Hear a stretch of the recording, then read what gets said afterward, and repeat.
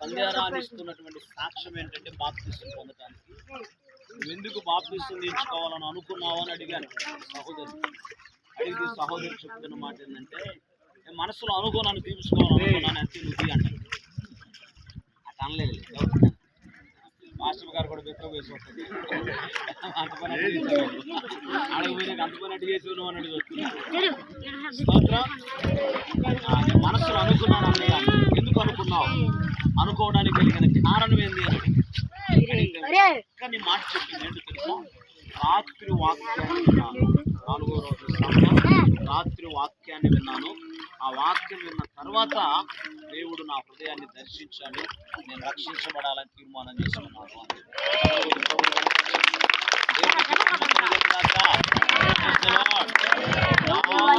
Meeting 4 లక్షలు ఖర్చు పెడితే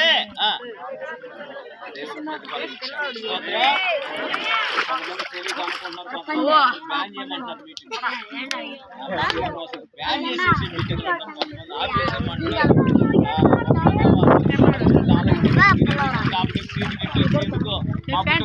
అంటున్నారు. గందరగోళం ఉంది పరిస్థితి. రాస్తాడు నీ ఆహారం నేల మీద వేయి. చాలా దినాలు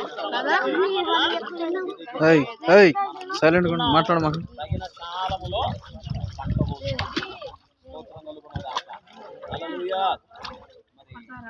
మరి అడిగావా?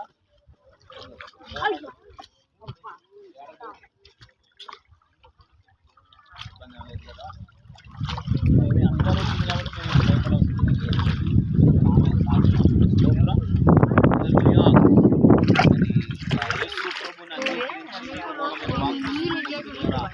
పాప క్షమాపణ రక్షణ బాధ్యతలు